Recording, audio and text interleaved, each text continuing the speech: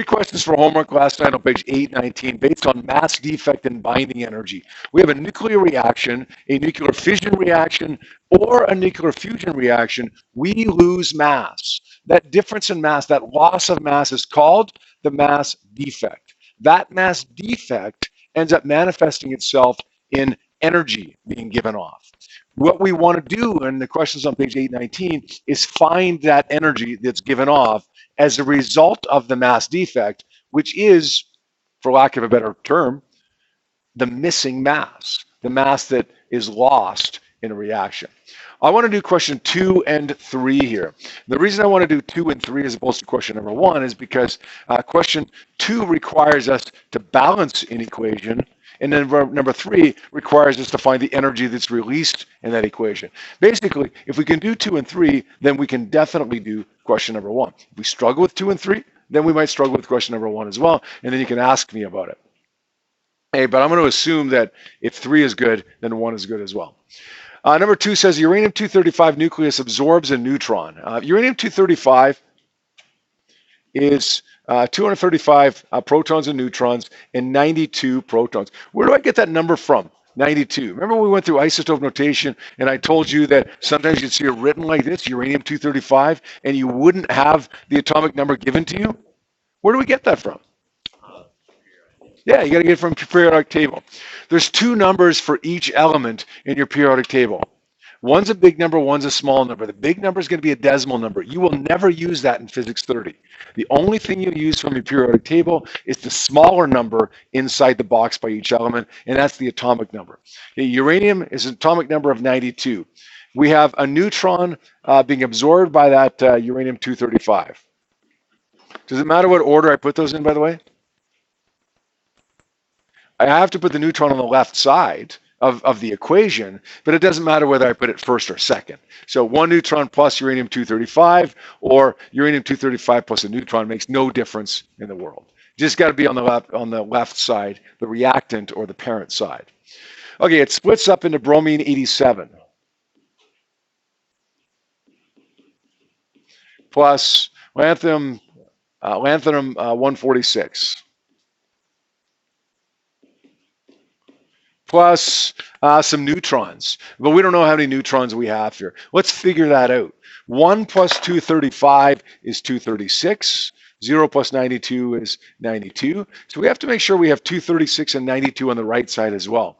35 plus 57 is 92, so we're good there for the atomic number. The mass number is off though. 87 plus 143 is 233. So what are we short here? We're short this, right? But we can't write it like that. How do we write it, Ethan? Yeah. We're going to say it's 3 times 1, 0 neutrons. 3 neutrons produced there. Plus some energy, and that's what we're trying to find is the amount of energy that's given off there. Is that okay? Most times we see one of these questions involving nuclear fission, it is 3 neutrons produced. Or so it seems, at least most times, but not necessarily. We've seen an example where we've had 2 neutrons produced. We've also seen one where we have 4 neutrons produced. So what happens? It's not all that often. If you got to guess, I'd probably guess 3. Okay, but you probably got like a 60% chance of guessing right if you guess 3. All right, now what we want to do is find the energy that's released here. Where does the energy come from? Where does the energy come from? Energy can't just be created from nothing. So where does the energy come from, Rosie? Good. It comes from the mass defect, the missing mass. And we just talked about what that missing mass was, right? The mass that's lost in this reaction. So to get the mass that's lost in the reaction, what we got to do is get the mass of both sides. Let's get the mass of the left side and the mass of the right side. A neutron has a mass from that table, a mass of 1.008665 atomic mass units. Uranium-235 has a mass of 235.043930 atomic mass units. I want everybody on this side of the room, Eve's side, please, to calculate the total mass there. Now, Kyle's side this time is going to do the other side. Yesterday, you guys did the first side. Today, you're going to do the second side. Kyle's side is going to find the product or the daughter side. Bromine 87 has a mass of 86.920. 86.920,711 atomic mass units. Christian, look this way, please. Lanthanum 146 has a mass of 145.925. 791. And then we've got 3 neutrons that have a mass of 3 times 1.008665 atomic mass units. So Eve's side is getting the parent side, and Kyle's side is getting the daughter side here. Eve, you got the parent side there, the total? 236.05. Thank you. And Jason, you got the daughter side there? 872,497. Thank you. Does that seem reasonable here? Like when I look at this, I don't know if you guys added right and subtracted right. I don't know for sure, but I look at this and think, unless you made some silly mistake punching the 6th decimal place into your calculator wrong, it's probably good. Why? Because the second side is a little bit lighter than the first side, and it's not that much lighter. Okay, if you got 236 on the left side and 224 on the right side, that's way too much mass defect. It's always going to be less than 1 atomic mass unit. This is close. We've lost mass, but it's close. Now what we're going to do is get the mass defect.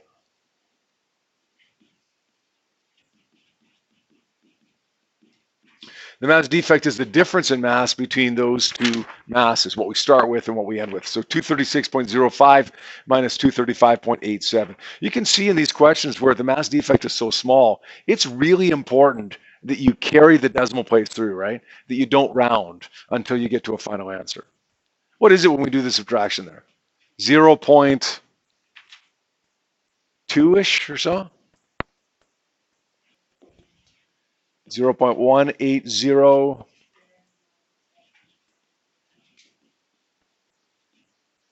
That's a lot of decimal places. I think we need to subtract those. I don't think you're going to get that many decimal places. I think you should only end up with 6 decimal places. I think something might be wrong there. Devin?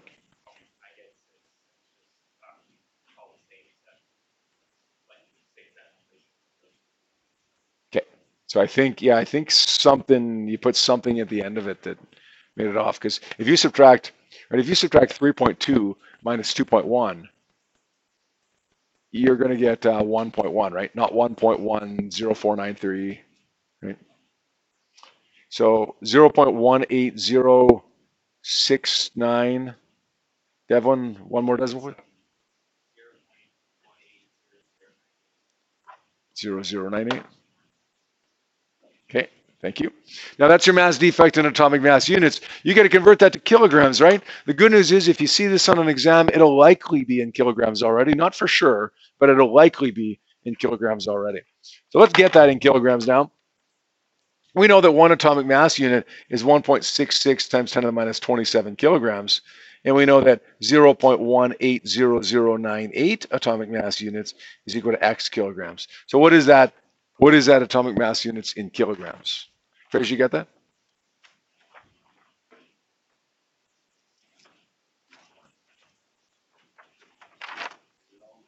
Okay, so we're taking the X up by multiplying the 1.66 up by multiplying. So basically, we're multiplying 1.66 by 0.18. Who's got that? Yep. 10 to the negative 28 kilograms. Good. And then to find the energy that's released, the energy released, the binding energy, we're just going to say E is equal to mc squared. So 2.989 times 10 to the minus 28 times the speed of light, 3 times 10 to the 8 squared. And we're going to end up with something, I think, times 10 to the negative 11 joules. Is that right? Now, they give us an answer in mega electron volts. We can convert that.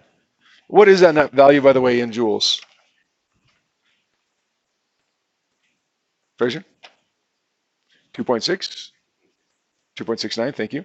Times 10 to the minus 11 joules. We want to convert that to mega electron volts. Well, we know that 1 EV is 1.6 times 10 to the minus 19 joules. We're going to say XeV is equal to 2.69 times 10 to the negative 11 joules. That's going to give me the energy in EV, and then I'm just going to divide it by 10 to the 6, divide it by a million to get the energy in mega electron volts.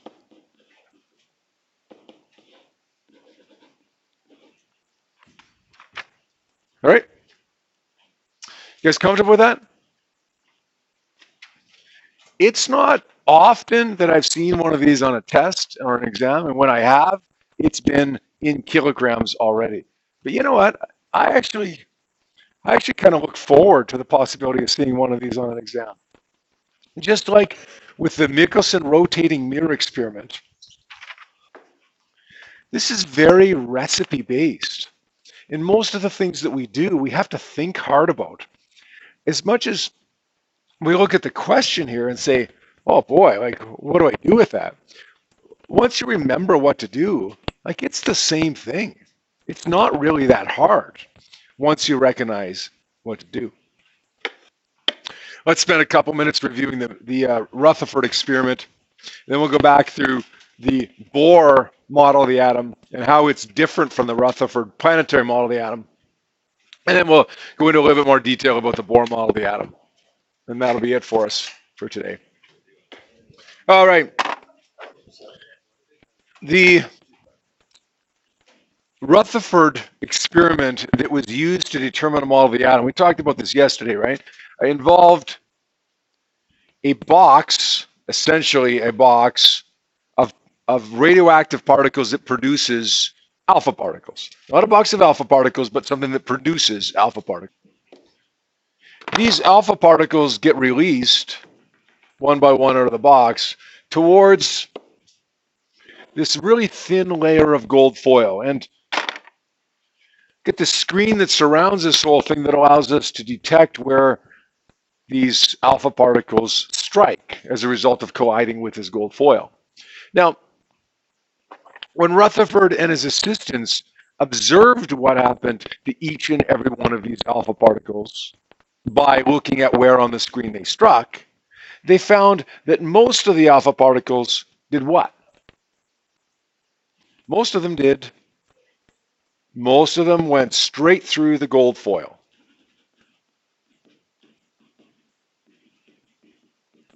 What did that tell them, Rutherford and his assistants?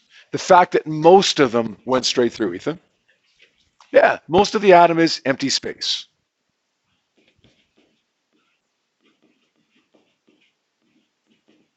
Because if it wasn't empty space, then something would have happened to these alpha particles. If something got in the way of these alpha particles, something would have happened to them. But it didn't. The vast majority of them went straight through. Like the analogy that we did yesterday with the people standing at the edge of the football field, most of the people made it straight across the football field. That must mean that nothing got in the way of most of the people on the football field.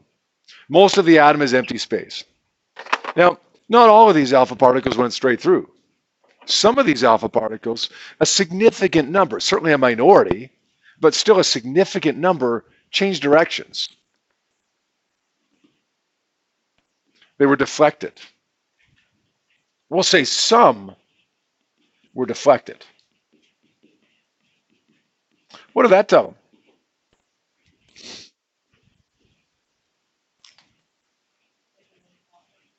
Yeah, they got to be repelled by something, pushed away by something, pushed away from their straight line path by something. And yesterday, we said in the analogy with the people running across the football field, they were pushed away, repelled by some smelly guy in the middle of the football field.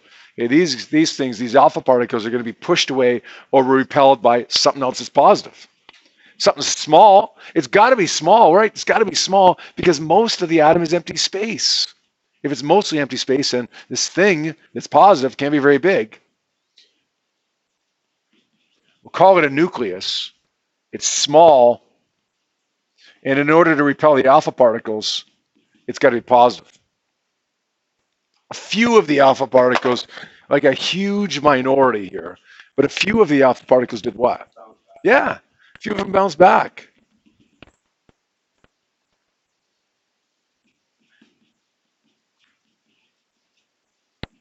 What did that tell them? Well, there's something there, right? Well, we already know there's something there. Positive. Well, we already know it's positive. What else do we know about this small positive nucleus if some of the particles are going to bounce back, Ollie? No. Yep. It's got to be heavy or dense, right? Because if it's not heavy, it's going to be just knocked out of the way. If I take an empty water bottle and I throw an eraser at it, and I won't do that because I'll likely end up missing the water bottle with the eraser. But if I did, then I just knock the water bottle right out of the way. But if I take a full water bottle and I throw the same eraser at it, then the eraser ends up bouncing back. If the eraser hits something light, okay, then it doesn't bounce back. But if the eraser hits something heavy or dense, then the eraser is going to bounce back. Same with the alpha particle. If the alpha particle bounces back, then the nucleus that it struck, that small positive nucleus, has got to be dense or heavy. So we go from a model of the atom, the Thomson plum pudding model of the atom, that is so basic, still a really important development in our understanding of the atom because it acknowledged the existence of electrons, but an incredibly basic model of the atom with that understanding of having electrons. We go from that to this model of the atom that has a small, dense, heavy, positive nucleus, not protons. Okay, we don't know about protons yet. Okay, small, dense, positive nucleus with electrons orbiting around in circles.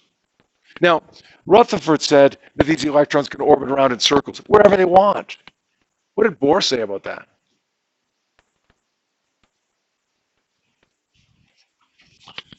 All right. Yeah. He said, no, they can't. They do orbit around the nucleus, but they orbit around the nucleus on levels. Each level is characterized by a specific energy. Remember the saddle dome analogy that I gave you yesterday, right? On the first level, the second level, the third level, the energy of the people on each of those levels tends to be different. The energy of the people on the third level tends to be unique as compared to the energy of the people on the first level. The energy of the electrons on one level is unique compared to the energy of the electrons on another level. So we have electron levels. We like to fill in those lower levels first, and each level is characterized by a very specific, unique energy. The second aspect of it was this idea of stationary states. I was just going through your unit test today, and there's some math problems, cathode ray tube. There's a couple Millikan questions. One, I'll tell you right now, one of them, it seems to me it was when the oil drop was suspended, and then the other one was it was accelerating. Okay. All kinds of things that I remember from the unit test as I was going through it at lunchtime today. The first page was that graph of whatever that was. But one of the things that I remember from that unit test was just one kind of seemingly inconsequential question where it talks a little bit about, just a little bit about this stationary state thing. What's the deal with that? Well, Maxwell said that accelerating charged particles generate EMR. As electrons orbit around the nucleus, they accelerate. What kind of acceleration is it? Centripetal. It's an acceleration toward the center of the circle. It doesn't matter. They should emit EMR, according to Maxwell's theory, because they accelerate toward the center of the circle. But they don't. And we know they don't emit EMR because if they did, if they emitted, if they got rid of EMR, then they would lose energy. And if they lost energy, then they would spiral into the nucleus. And that doesn't happen. So it's as if these electrons are stationary. It's as if they're not moving. We call it a stationary state. Question?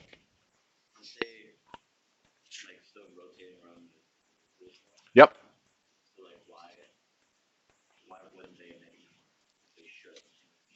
Well, what prevents them from emitting EMR is that something's not right. Right? There's something wrong with Maxwell's theory. We say that accelerating charged particles generate EMR, but not in this case. So something's not quite right there. Yeah. Could they just be doing it without accelerating? No, because if the well, yes, absolutely. They're not changing speed, but as they change direction, uh, acceleration is defined as the rate of change of velocity, not rate of change of speed, right? So as you change direction, there's got to be an acceleration. There has to be.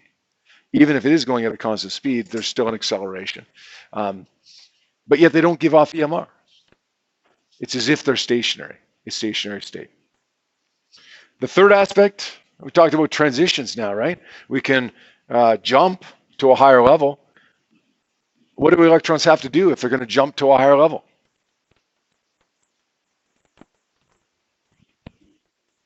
They got to absorb energy of some type. Usually it's in the form of EMR. There's a question on your test, I think, where it absorbs energy from a collision with another electron. Doesn't matter where it gets its energy from. Usually it is EMR, but not always. Okay, it's got to get energy from something, and when it does, it jumps to a higher level. Usually EMR, though. But electrons can also fall to lower levels. That is, if there's a vacancy in a lower level. Okay, how many electrons are on the first level? I think it's 2. Chemistry people, 2 and 8. Is that what it is? Okay, I don't remember the numbers because it's been so long since I've had to deal with that aspect of it. You don't need to know the numbers either. But let's say there happens to be only 1 in the first level. Well, there's a vacancy. There's an empty seat down there. So some electron quickly falls down to take that vacancy. And as it does that, it gives off a photon of EMR, usually infrared, visible light, or ultraviolet. But if it's a really big transition, from the top row of the saddle dome to the first row, ice level, then maybe it's an X-ray given off if it's a really, really big transition like that. All right? Yesterday you had a handout, but we didn't actually use that handout. I want you to take a look at that now. It's small, but hopefully you can more or less make out what you see up on the board here right now.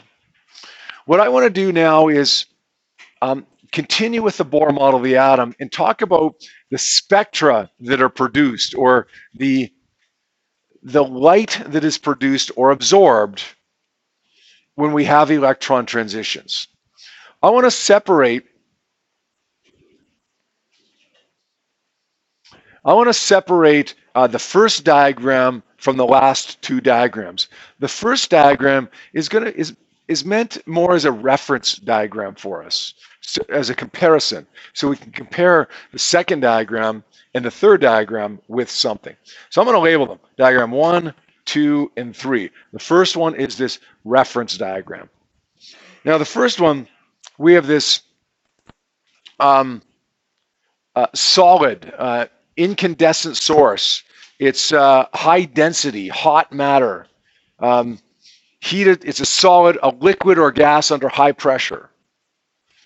That emits EMR. That gives off EMR. That's not a result of electron transitions. That's what we call a black body. Okay, black bodies give off EMR. It gives off what we call a continuous spectrum, which is all the colors of the rainbow, one going into the next. Notice how red, it's not red and then orange and then yellow. It's red turning into orange, which turns into yellow, and so on. Okay, this is our reference diagram. This is not the Bohr model of the atom. This is just what happens when you have a solid that's hot, or a liquid or gas that's hot under high pressure.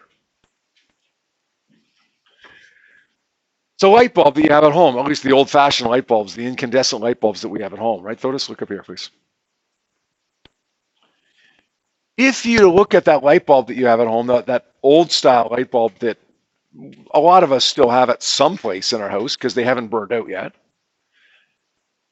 we see whitish, yellowish light.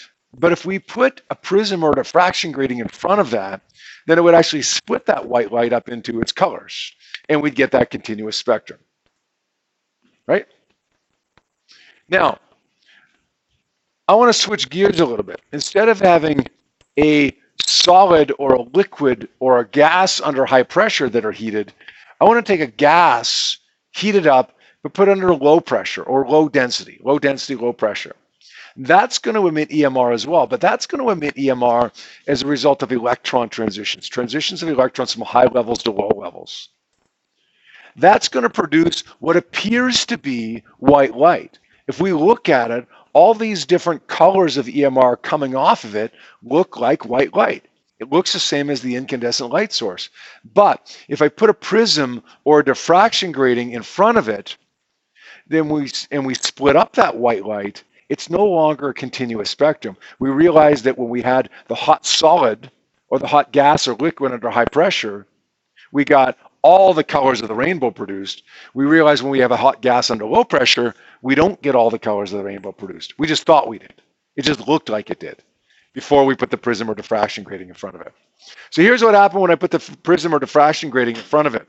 It splits up the colors specifically into those colors that are generated as a result of transitions. You see a red light right here, a red flash right here.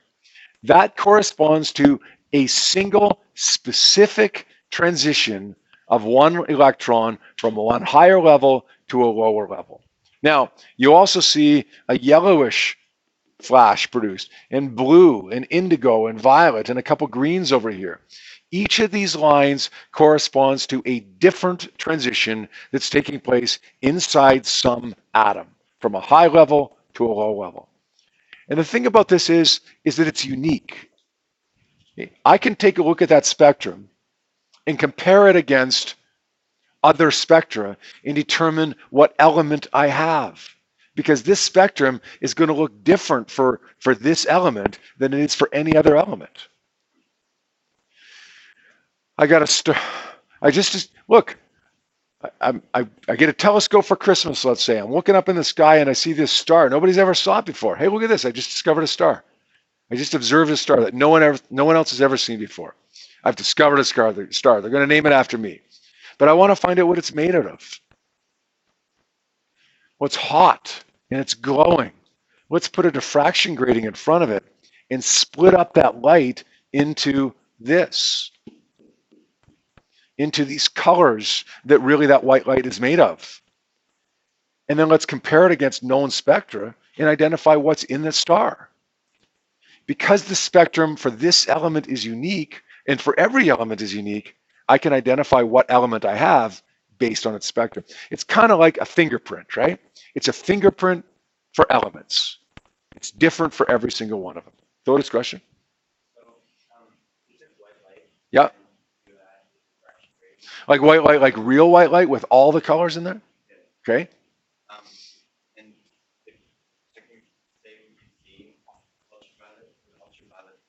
Yep. Well, you wouldn't see it, but if you had some kind of detector, you would, yeah. Ultraviolet would appear over here somewhere. But you wouldn't actually see it. You'd have to have some kind of detector to detect it. But you'd also get infrared over here, right? But again, you wouldn't physically see it because it's outside of the range of your vision. But it would be there, yeah. It's there, but we literally just can't see it. Yeah. Yeah. Was it like that example that you did with Christmas money that like you put like a red light into it? Yeah. And so the $5 bill. Could that be like used to like determine what type of thing it's made out of? Like, That would be a tricky one because the diffraction grating on there was very complicated. It wasn't simply, line. I don't know what it looked like to produce that interference pattern. So theoretically, I suppose you could, but it would be a pretty tricky thing.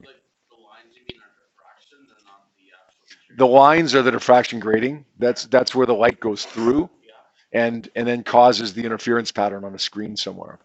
The interference pattern that you saw yesterday with that laser shining through the 5 or the 10 or whatever it was, the screen was the board, right? The diffraction grating was the little piece of clear plastic that I shone it through. So these elements won't have their board right now? Well, what we're saying is that you've got this hot gas that produces this light, which looks to be white light. But when I put the diffraction grating or the prism in front of it, it splits up those colors into these. So what we have here is a screen, like a whiteboard, let's say, a darkened room. That's why it's black in behind, because everything's dark. But on that screen, we see these different colors corresponding to the different transitions that took place. Does that make sense? Yeah. Okay. Yeah, question? Can you do this with a compound as well as Yes, you could. Yes, you can. Yeah, and mixtures as well. We're going to do an example actually with a mixture, not a compound, but a mixture. Um, and you're going to see that like it becomes a little bit more complicated because you got 2 or 3 spectra superimposed over one another, right? just go right on top of each other, or would it just choose one? They go on top of each other, but like let's say I don't know what element this is. Let's say it's hydrogen. Okay, if I had oxygen in that mixture as well, then it would, if we superimposed it, the lines wouldn't be in exactly the same place because we don't get the same transitions taking place in oxygen as we do hydrogen, right? But what we would get would be, maybe another red line right over here and another blue line, bluish line right over here.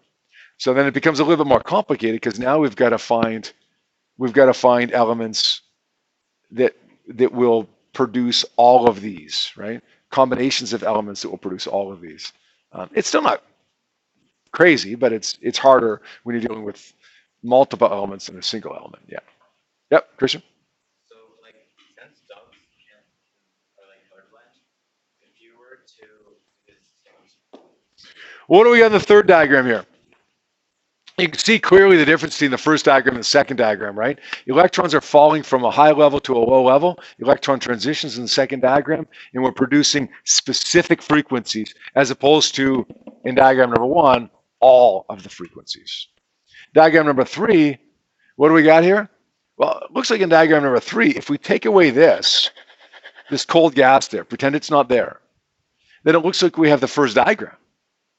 We have a heated solid or a liquid or gas under high pressure, produces all the colors of the rainbow, and we put it through although it looks like white light, we put it through a prism or a diffraction grating and splits it up, and we get a continuous spectrum.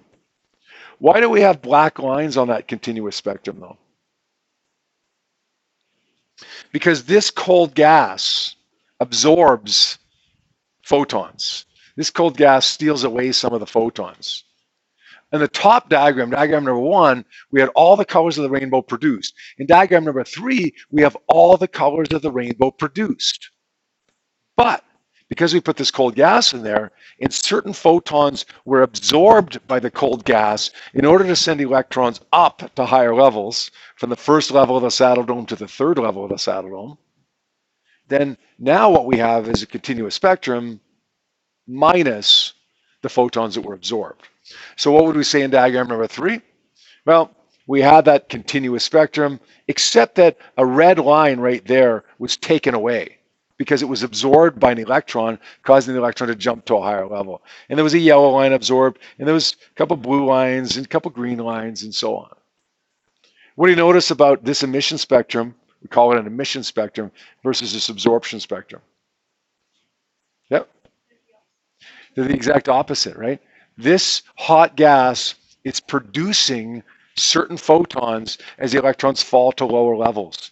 This cold gas is absorbing the exact same photons as this hot gas was producing. So what do you know about these two gases, besides the fact that one's hot and one's cold? What do you know about them? It's the same gas, right? If this is hydrogen, hot hydrogen, then this is cold hydrogen, right? It matches the fingerprint, even though it's absorption versus emission. Go ahead.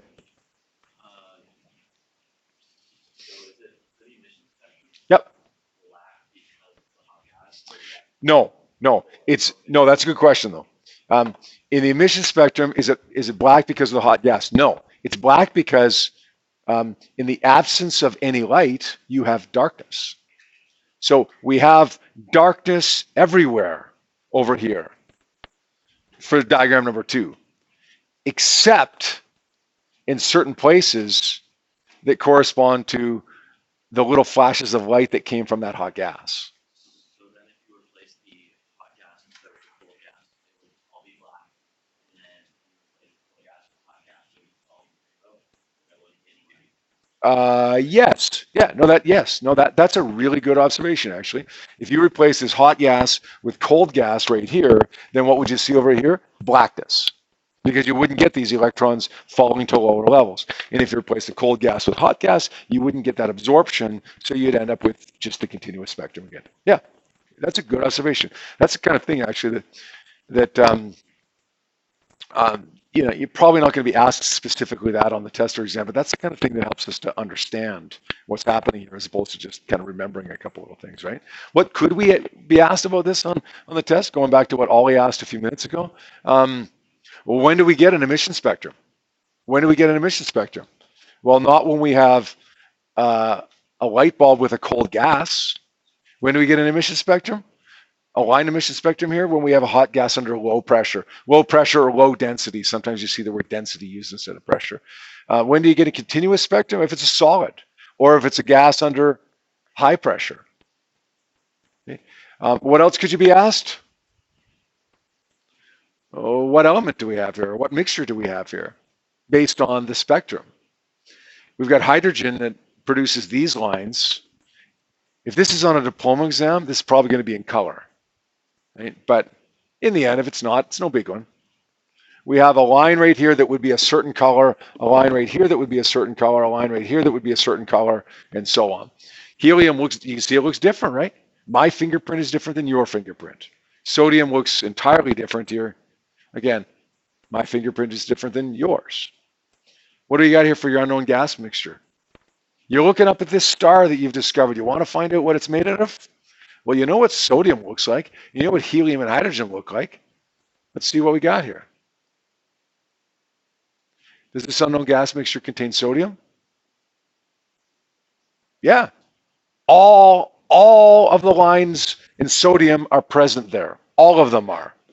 So it contains sodium. Is that it? No, it's got to contain something else as well. Does it contain helium? Are all of the lines from helium present in the unknown gas mixture? No. There's a couple that are close, right? But I would say no. What about hydrogen? Are all of the lines from hydrogen present there? 1, 2, 3, 4 of them? Yeah, they are. So what is this unknown gas mixture made up of? Hydrogen and sodium. I've just discovered this star, and now I know this star consists of hydrogen and sodium, right? That's another question that you could be asked with that stuff. Does that make sense? Notice something here, guys. Not only do we have the lines drawn like we did right here, but on these ones, we also have numbers. Those numbers correspond to the what? 10 to the minus 7 meters. What do you think those numbers correspond to? Yeah, the wavelengths of the EMR. So we don't have a diagram in color here. We don't see the different colors, but we actually have something better. We have the actual wavelengths. Tell me, which I'm going to label these ones for helium here, just a completely separate question, an aside question. I'm going to label these lines 1, 2, 3, 4, 5. Tell me which line, 1, 2, 3, 4, or 5, corresponds to the highest wavelength. The highest wavelength of EMR given off, the highest wavelength photon emitted. Which one? This is an easy question. It's not a trick. Which one is the highest wavelength photon emitted?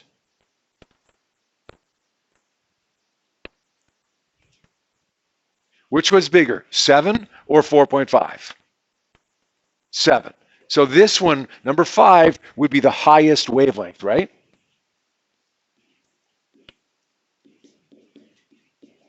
Whoops.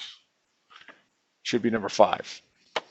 What about the highest frequency photon given off? That'd be number 1, right? Line number 1. Because it has the lowest wavelength would be the highest frequency. What about the highest energy photon given off? Which one would be the biggest, the most energetic photon given off?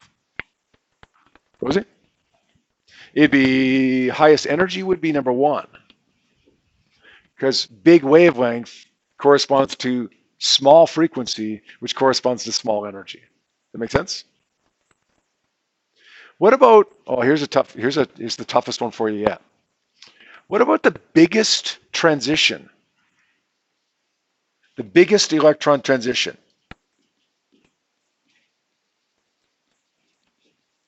Let's say the analogy would be, okay, we got a transition in the solder dome from the second level to the first level, from the third level to the second level, and from the third level to the first level. The third level to the first level is the biggest transition, right? Which of these lines, which of these photons emitted corresponds to the biggest transition of an electron in the atom? Line 1, it's going to be 1 or 5, right? Okay, it's not going to be. Don't be a fence sitter. Don't say 3. Okay, fence sitters are always wrong. Yeah. Sorry? No, we're talking. Each of these lines corresponds to a single transition. So we're not talking about 2 lines here. Okay, I see what you're doing there, right? I see exactly where you're coming from there. We're talking about a specific line, though. Biggest transition is going to correspond to the biggest difference in energy, which is going to correspond to number 1. Okay, some of you were probably thinking that. I see people nodding, yeah, like they knew this and they were just kind of afraid to speak up and say it. Make sense? If one of these is red and one of these is violet, which one's red? 1 or 5? Red would be, sorry, 1 would be the violet because it's the highest frequency, right, and the lowest wavelength. 5 would be the reddish color. Okay. Here. What we see now is we call it an electron level diagram. It's a different representation of what we've been looking at this whole time. This is not literally what we would physically see when light goes through something. Okay, that when light goes through a diffraction grating, we physically see light. This is a diagram that shows us the different transitions that can take place. In each of these transitions, a photon would be given off that would correspond to a certain frequency and a certain color. This one would be one color. This one would be a different color. This one would be a different color still. If we switched elements, this is hydrogen, by the way. If we switched elements, then we would get even different colors still. This shows us all the possible transitions that can take place. All the possible transitions that can take place in hydrogen. The diagram would look the same for other elements as well, except that we would have different amounts of energies on the side here, which would give us different colors. The picture would look the same, but the colors would end up being different. Now, you can see, I think pretty clearly that we can have a transition in hydrogen from level 2 to level 1, or level 5 to level 1, or level 3 to level 2, or level 6 to level 3, and so on and so on and so on. All these different transitions are possible. In each of these transitions, a photon is released. We could go the other way. Right? We could go this way. It's the exact opposite of this, right? In that case, a photon isn't being released, a photon is being absorbed, taken in. Now, the beauty of these diagrams is that they usually have numbers on the side for us. So they give us the energy of levels. This would be the nucleus down here. Don't worry, by the way, don't worry about these names down here. Okay, if you need that one of those names, it'll be labeled on the diagram for you, like it is here. Here's the nucleus. This is the first level, the one that's closest to the nucleus. And its energy for hydrogen is neg 13.6 electron volts. The second level, the next one out, is neg 3.4, neg 1.51. Seems odd that these numbers are bigger the closer they get, eh? This is the infinite level. This is where the electron has left the atom. At the infinite level, where the electron is ionized, the electron is gone out of the atom now, we consider that energy to be zero. Let me give you a little analogy here. Okay, what's your potential energy right now as you stand on the ground right now? What's your potential energy? Yeah, zero, zero. Okay, you climb up a ladder, your potential energy becomes 10 joules, 20 joules, 30 joules. Dig a hole, go towards the center of the earth. What does it become? Negative 10, negative 20, negative 30, negative 40, whatever. We're going to define the energy of this electron as zero on the surface of the earth, or once the electron has left the atom. And then as we dig a hole and go down towards the core of the earth, or towards the nucleus of the atom, the energy becomes bigger, but negative. Okay? Yep. Are the numbers 1, 2, 3? Are those like the Bohr levels? Yes. Okay, so for hydrogen, wouldn't there only be like 1 or 2 instead of like 5? Well, There's only two protons. one proton and one electron. Yeah, this for a hydrogen atom, there's only one electron. So wouldn't there only be one? Well, that single electron absorbs energy from a photon, then it can jump to a higher level. So let's say it absorbs a certain photon that causes it to jump to the 4th level. What can happen to it? Well, it can fall directly back down to the 1st level, or it can fall down to the 3rd level, and then to the 2nd level, and then to the 1st level, or it can fall from the 4th level to the 2nd level, and then down to the 1st level, and so on. So even though we do only have one electron in the hydrogen, these are all the possibilities of transitions that take place. Does that make sense? Yeah, is that why like the electron or the atom model we use now is like a cloud? Because like it jumps all over the place. Not exactly why. We'll talk about that in a little while, but that's the electron cloud model, but that's not exactly why, no. That has to do with uncertainty, like uncertainty as to the location of the electron. Now, almost done this, which is good because we're 47 minutes and 10 seconds in. I promise you, I don't have any more than another 40, 45 minutes to go on this stuff here today. Promise. Maybe not even that much. Each of these corresponds to a transition. Okay, an electron going from a high level to a low level. Each of these energies corresponds to the energy of a level. If this is a photon that's produced, and this is a photon that's produced, the energy of that photon is HF or Hc over lambda. But the energy of that photon is not 1.51 or 0.38 or 13.6. Rather, this energy, and this is important, this energy is always the difference between levels. So if we're talking about a transition from level 3 to level 2, the energy that we would want to use here would be 3.4 minus 1.51, not 3.4 or 1.51. Yes, yes, and we'll do an example. You'll see that in a minute here. But we will never use this number or this number or this or this or this or this in a calculation except in subtracting it from another one. Got it? The only time we're ever going to use these numbers is to subtract two of them. Why? Because we never want the energy of a level. We always want the energy of a transition. The energy of a transition corresponds to the energy of the photon that was absorbed or emitted here. This line, this photon, has a certain energy.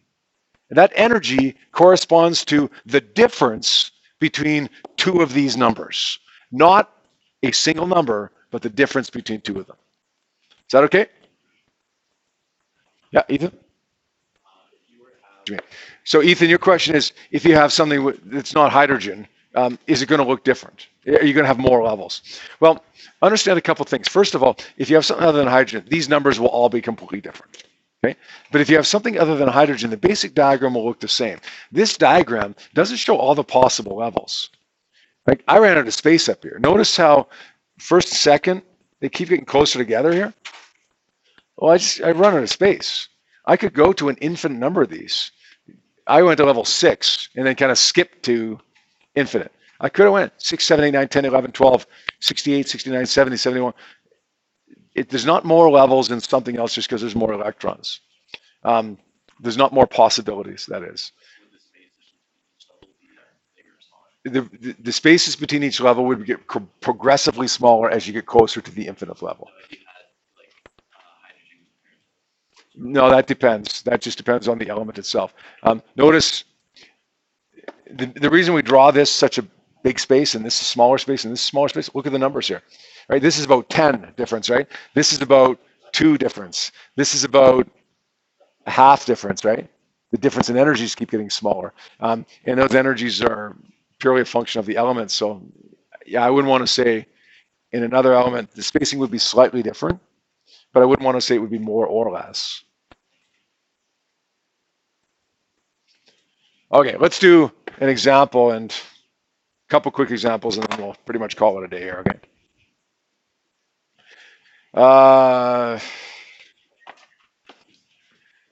How much energy is emitted in the second line of the Balmer series? The second line of the, what's the Balmer series? You don't even know that. The Balmer series is, it's labeled right here. The second line of the Balmer series is this one. So how much energy is emitted there? You want to find the energy emitted in the second line of the Balmer series? You're going to say it's negative 3.4 electron volts minus negative 0.85 electron volts. How much energy is emitted in the second line of the Balmer series? 2.55 electron volts. If it said how much energy is absorbed when the electron jumps the second line of the Balmer series, then it would be positive 2.55. Ethan?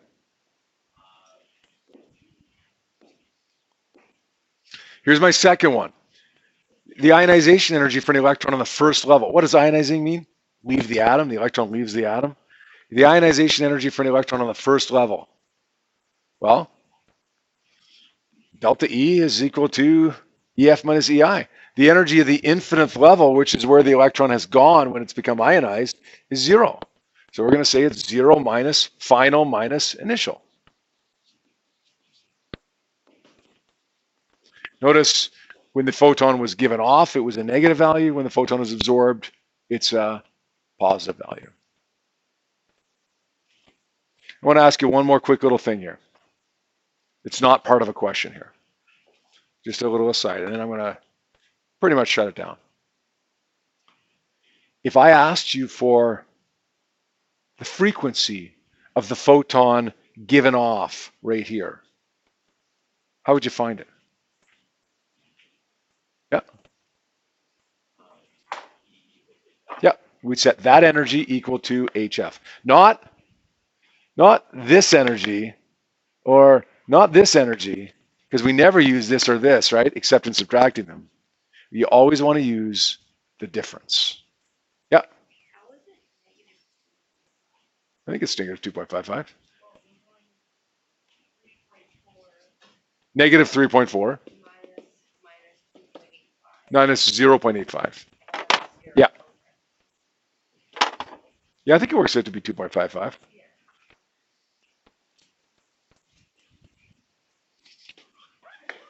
Last little thing, which really should be a separate podcast, but we're going to put it as part of the same podcast, since this is 53 minutes long, provides us a little motivation to get finished before 60 minutes. The last model of the atom that we look at, we have the Thomson-Plum-Pudding model or the Raisin-Bun model of the atom. We have the Rutherford planetary model of the atom. We have the Bohr model of the atom, which talks about electron levels. And now we have the Schrodinger model of the atom, or the quantum mechanical model of the atom, or the electron cloud model of the atom, whatever it is that you want to call it. It is, in a sense, a step back. It's a step forward at the same time as it's a step back. It is reducing our certainty. Bohr said electrons are here and here and here. The electron cloud model says, wait a second, no, they're not. We don't know that. So it's a step back, but yet it's a step forward, and at least that it's a recognition that not only do we not know that, we now recognize that we can't know that. It's impossible to know that. There is a wave associated with electrons. This is wacky, but electrons have a wave nature. Just like photons, light has a particle nature, electrons have a wave nature. Call it a wave function. And there's a certain probability that we're going to find an electron at a certain location orbiting around the nucleus.